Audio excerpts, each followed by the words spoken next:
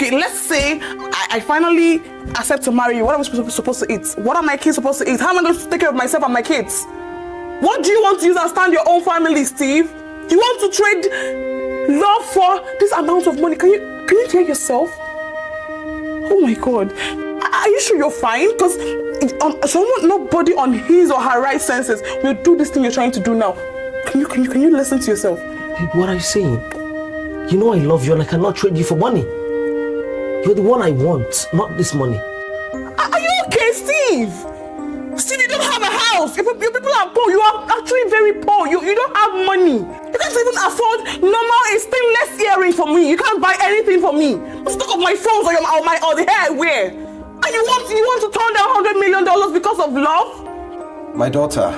Dad! I told you that this man has no ambition and he's wrong for you.